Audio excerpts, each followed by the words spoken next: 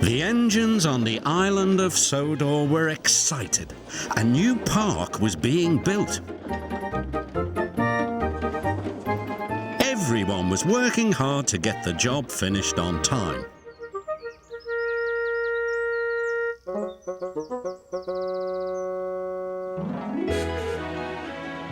Duncan was feeling impatient. "Get a move on, slow coach," he puffed crossly to Rusty. "You're so slow, I'll finish first," Duncan boasted to Skarloey.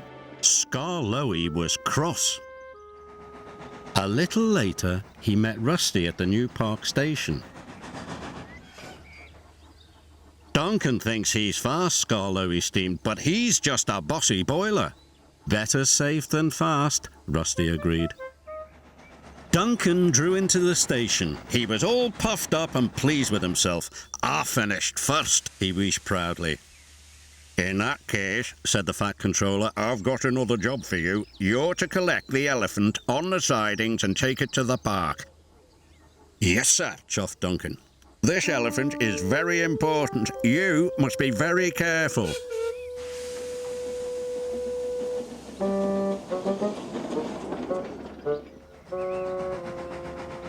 When Duncan saw the elephant, he was surprised. "Why, it's only a statue," he said. "This is an easy job." "You must wait for the brake van," said the station master. "This statue is very heavy." "Nonsense," huffed Duncan to his driver. "I've pushed heavier loads than this plenty of times." "Let's go, Duncan," said his driver, "but we must be careful." So they left. But without the brake van. But Duncan wasn't careful. He was impatient.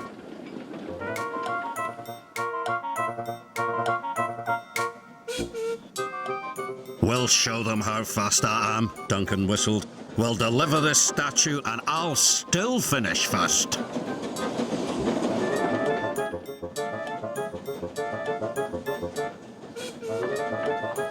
Duncan started to speed up. Soon, Duncan was going as fast as his wheels could carry him. His driver was starting to worry. So he tried to brake, but Duncan was out of control. He was scared. He had never gone this fast. People waved and cars tooted as Duncan sped by. Suddenly, a tractor trundled across Duncan's line. "Look out!" shouted his driver.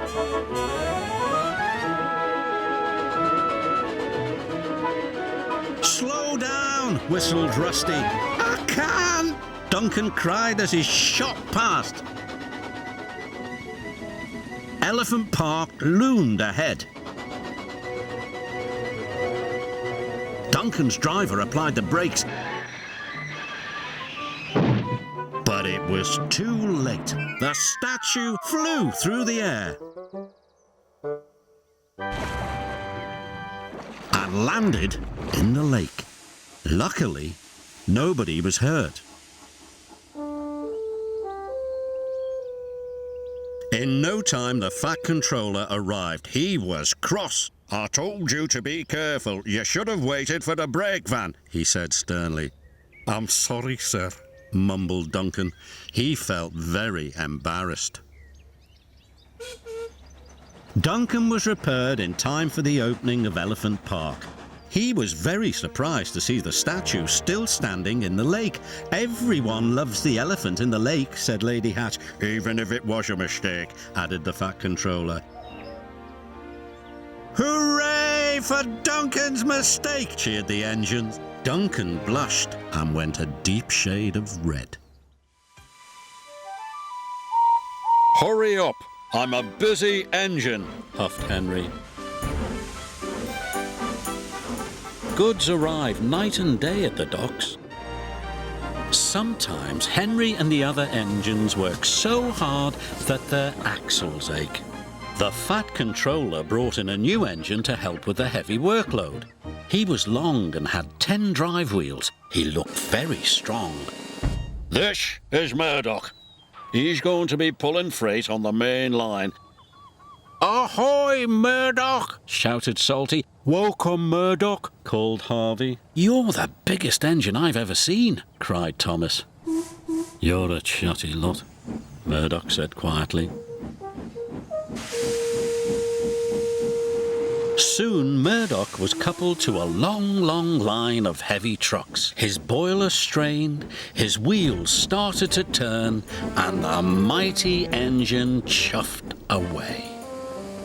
Murdoch longed for some peace and quiet. But everywhere he went, it was noisy and crowded. At the end of the day, Murdoch was looking forward to a good night's rest. But Salty and Harvey were full of questions. "What's the longest train you've ever pulled? Have you worked Marseille? Have you ever crashed?" "Please," Murdoch chuffed, "I want some peace and quiet, and I don't want to share a shed with chatterboxes." "No need to be rude," huffed Harvey.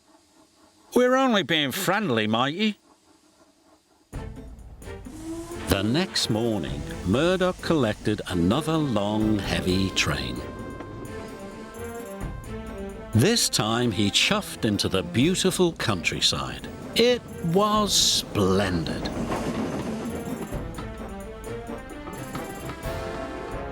At last he had some peace and quiet.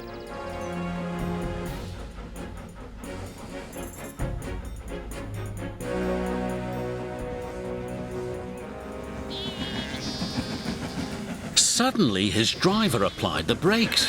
There were sheep on the tracks. "The sheep escaped from that field," said the driver. "Through that broken fence."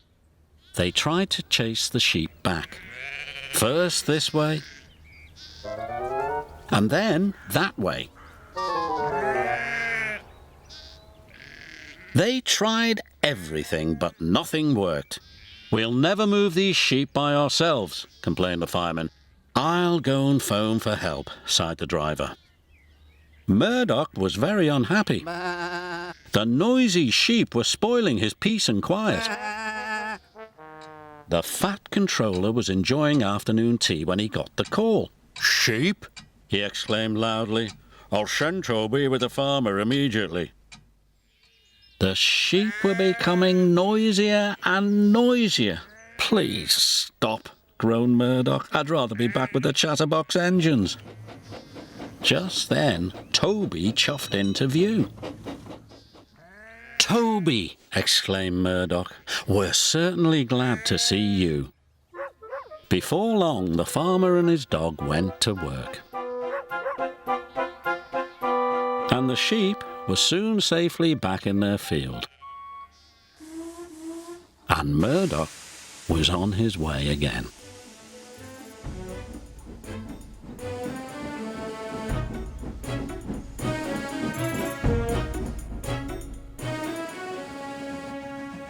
That evening, Murdoch parked between Harvey and Salty, but Murdoch spoke first.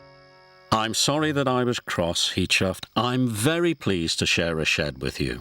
"And we're pleased to have your company," said Harvey. "Aye, we are," added Salty. "It reminds me of a story." Murdoch smiled. The sound of bar, bar, bar would have kept him awake, but a Salty story would send him happily to sleep. Thomas and Fergus, the traction engine, are friends. Fergus is the pride of the cement works. He knows all the rules and obeys them. One day, the fat controller brought devious Diesel to the cement works. "I need Diesel to help for a while. Please show him around." "Yes," said Fergus unhappily. He knew that Diesel could be trouble. Later, Diesel was being careless. "Not like that," snapped Fergus. "Do it right." "Don't interfere," sneered Diesel. "You don't know the rules," retorted Fergus. Diesel was very annoyed with Fergus and started plotting a devious plan. Later that day, he pretended to have news for Fergus. The Fat Controller wants you to work at the smelters. Me? But I'm the pride of the cement works. Not anymore. The Fat Controller says I'm better than you, so I'm going to stay here. It's not fair. I love working here. But he knew that really useful engines have to do as they are told.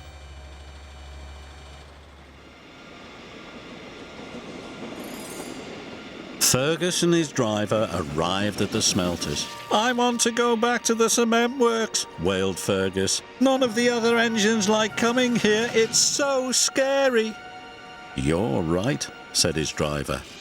Just then, the scrap diesels arrived. Hello, are you happy to be here? No, cried Fergus. His driver was scared too. Come on, Fergus, we're going to escape. And for the first time, Fergus broke the rules. The Fat Controller was enjoying a tasty supper of kippers when he heard that Fergus was missing. That's not like Fergus. There must be something wrong. I will send Thomas to look for him. Fergus and his driver turned onto a disused track to find a place to hide. Fergus was frightened.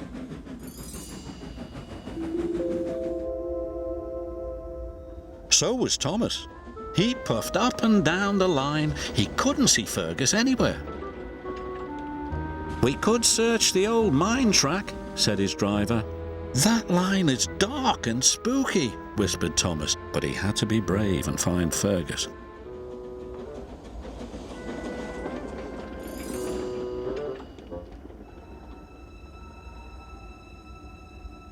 Fergus was on a siding. His fire had gone out.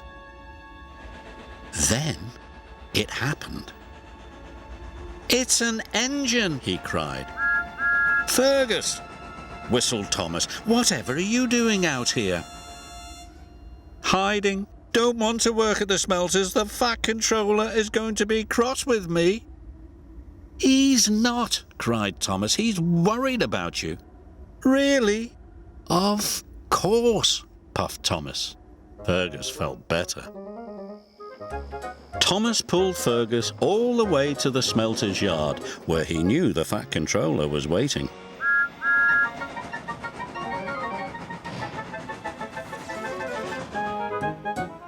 Fergus, explain yourself. I ran away. It's scary here. Diesel told Fergus that you wanted him at the smelters forever, said Thomas. Nonsense, Fergus. You are the pride of the cement works. I shall send Diesel to the smelters and you can go back to the cement works tomorrow. Oh, thank you, sir, said Fergus happily. Fergus knew he had a good friend in Thomas, and he was still the pride of the cement works. In the summertime, there is no better place to be than the Island of Sodor. The engines are happy to show holidaymakers the wonderful sights to be seen. But this year, there was a problem. Thomas and Emily were in the foundry for repairs. I need to find a way to carry more passengers, grumbled the Fat Controller. We have more holidaymakers and fewer engines, said Emily. A double-decker problem, added Thomas. Double-decker problem. This gave the Fat Controller an idea.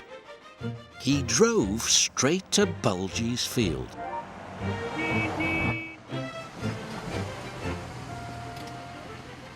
Bulgy is a double-decker bus. He was turned into a henhouse after he caused a silly accident. Good news, Bulgy. I'm putting you back on the road. Thank you, sir. I'll be the best boss ever. Bulgy never liked being a henhouse anyway. The next day, he went to the foundry. Bulgy, exclaimed Thomas. What are you doing here? I'm being repaired. I'm going back on the road. I think you'll be helping the new farmer, said Emily. He needs to deliver his vegetables around the island. Vegetables? Huh. I'm going to carry passengers. Soon Bulgy was refitted inside and out. He looked smart and shiny. Even James was impressed. When Bulgy returned to his field, the hens thought their old house looked splendid. We'll start in the morning, said his driver. You'll stay here tonight. Bulgy was soon fast asleep, but the hens missed their old home. One by one, they crept aboard.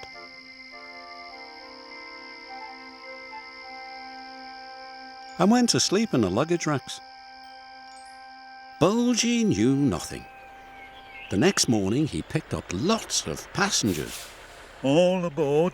He tooted and set off for the station.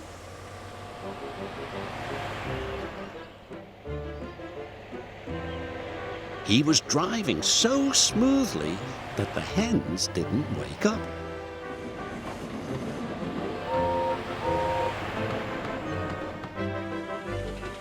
All was well until Bulgy turned a corner.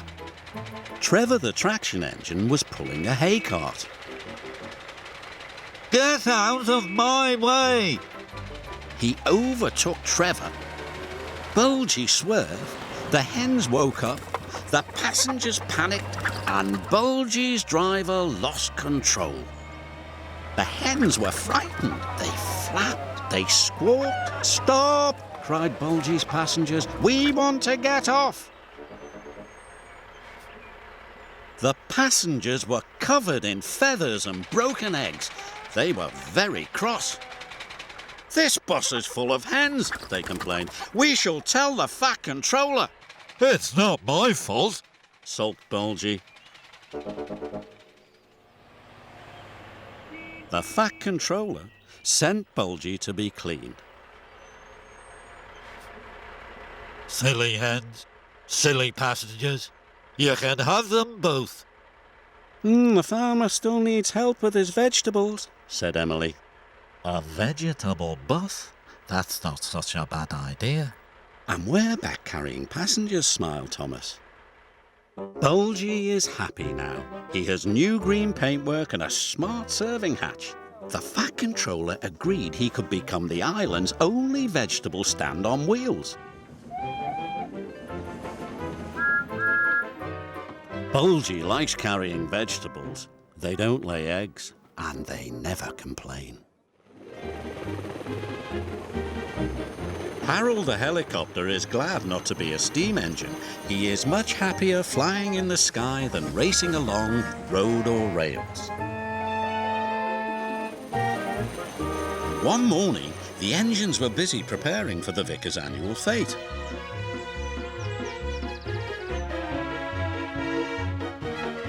"I'd like to help," called Harold, "but I'm on patrol." He was looking for engines that might be in trouble.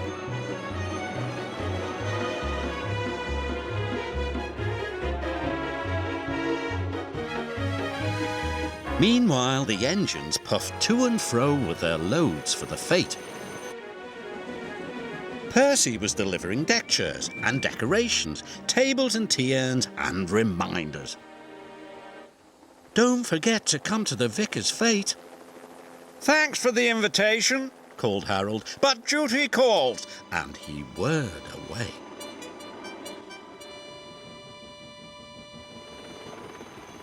Harold was landing at his airfield to get more fuel when he saw Pegasus, a cart horse that lives close by.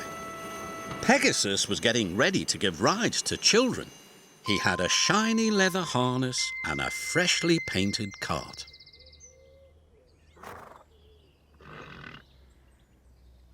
Harold was beginning to feel left out of the celebrations. He wished more than ever that he could help.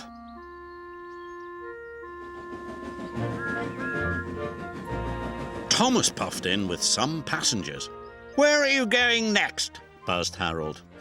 "To the vicar's fete, of course. Isn't everyone?" Everyone except me, replied Harold. I'm on duty. Yes, indeed, said Thomas kindly. Being a rescue helicopter is important work.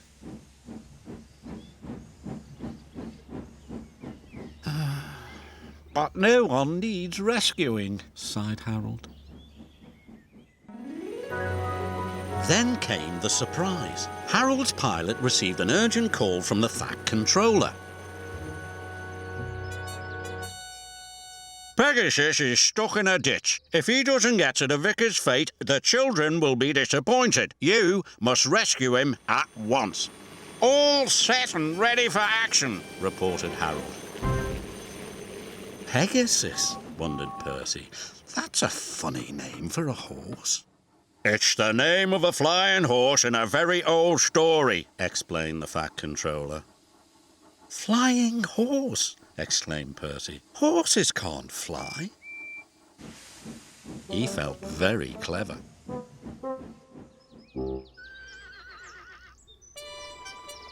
Harold flew to the rescue as fast as he could. What happened? He asked Thomas. We were loading the cart. Pegasus wandered off into the ditch, silly horse. Now he's stuck. If you can take him, I can take the cart. I'll put Pegasus in my sling. We need to hurry, whistled Thomas. The fete is about to begin.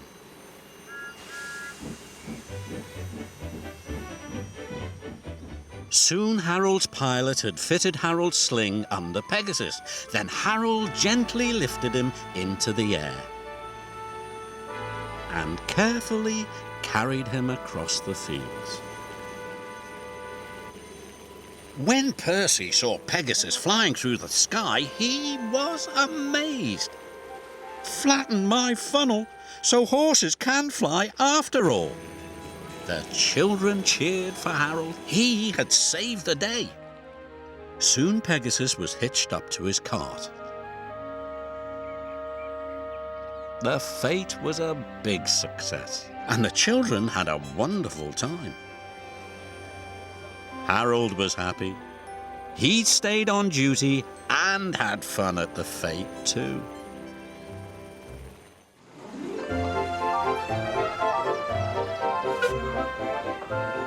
The engines on the mountain railway were excited. They were helping to build a new line. It would take visitors to even more beautiful places on the island of Sodor. The Fat Controller arrived with important news. The grand opening is this afternoon. I will see the new line from the air. Lady Hatt and I will arrive on Harold the helicopter. Just then, Skarloey chugged in. You're late for the announcement, complained the Fat Controller. Really useful engines are never late. I'm sorry, sir. At the airfield, there was another problem. Engine trouble, said the pilot. Harold's not going anywhere today. Lady Hatt was most upset. But I've been looking forward to the grand opening all week. And I, my dear, will find a solution. And he did. Topham, you cannot be serious. Me ride in this? The wind direction is perfect. We'll be there in no time.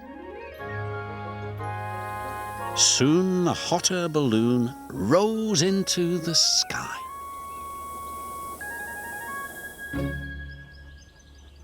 But Skarloey was upset. All this extra work is going to make me late again. The hot air balloon was floating peacefully through the sky. Lady Hatt was enjoying herself. The new line looks splendid, she said. Thank you, my dear, replied the Fat Controller. Down the track, the workmen were still loading their ladders. Hurry up, Skarloey puffed. If Skarloey doesn't hurry, sighed the Fat Controller, he'll be late again. All the engines were ready for the grand opening. Where's Skarloey? Rusty asked. He promised to be on time, said Peter Sam. At last, Skarloey was on his way.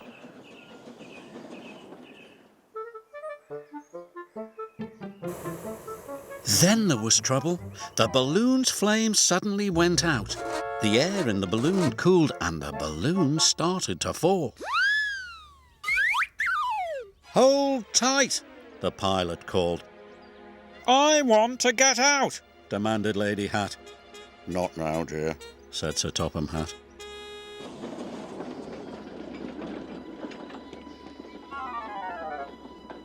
"The balloon's going to land in the tree," cried Skarloey.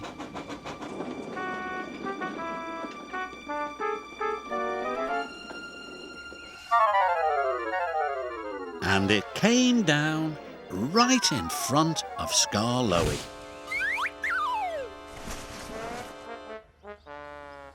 "There's the Fat Controller," My hat is ruined. cried Lady Hatt. So is mine. said the Fat Controller. "Don't worry," called Skarloey's driver. "We'll soon have you down." Am I glad to see you, Skarloey? "Thank you, sir." Before long, Sir Topham and Lady Hatt were safely on the ground. They boarded Skarloey's boxcar and set off at once.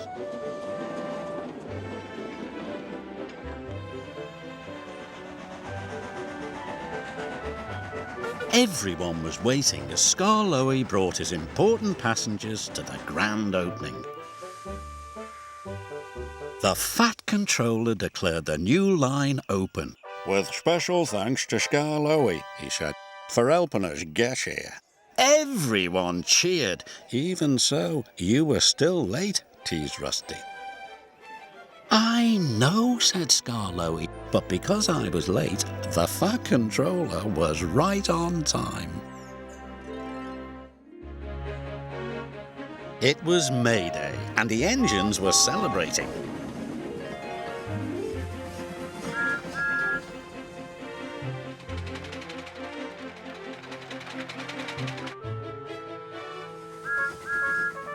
They knew there'd be music and lots of fun. The station was being decorated. The Fat Controller said that the engines could be too. "I'm going to have flags and streamers," whistled Percy. "I'm going to have a big red banner," whistled Thomas. "What decorations will you have, Gordon?" asked Murdoch. Decorations aren't dignified for an important engine like me. I pull the Express. Gordon was feeling insulted.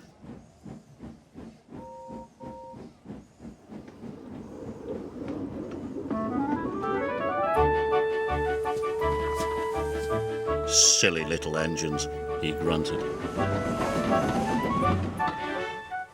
Thomas was enjoying himself. He was bringing the maypole. The farmers' children waved, and Thomas peeped happily as he passed by.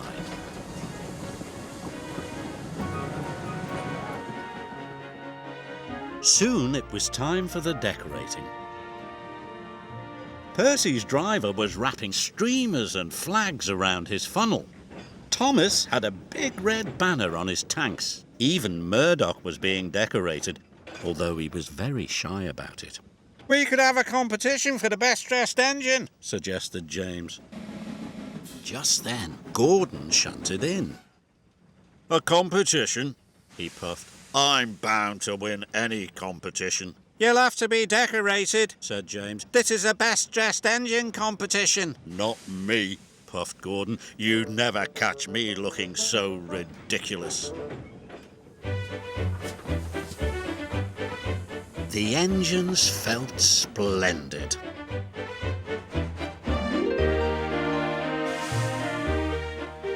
But not Gordon. He was cross. Decorations aren't dignified. Huh! Who cares about a competition anyway? Further down his line, a colourful banner was strung across the bridge. Then, as Gordon steamed across the bridge, it came loose and wrapped around his firebox. He couldn't see the line ahead.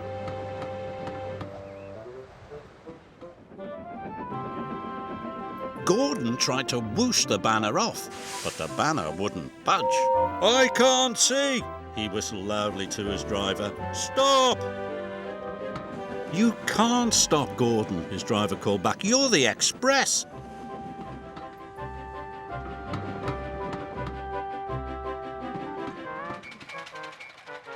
Trevor the traction engine was chugging slowly along with his load of apples for the children's apple bob. Trevor heard a whistle. He was going as fast as he could, but it wasn't fast enough. The apples were all smashed.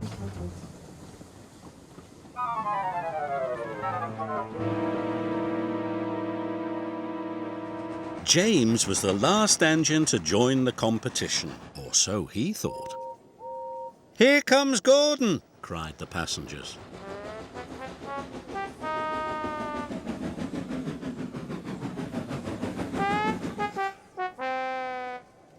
"We didn't think you wanted to be decorated," teased Thomas. "I didn't," puffed Gordon. "Well, he's definitely the best-dressed engine," said James. All the engines agreed. Gordon was secretly pleased, but he didn't think it was dignified to say so. Silly Gordon.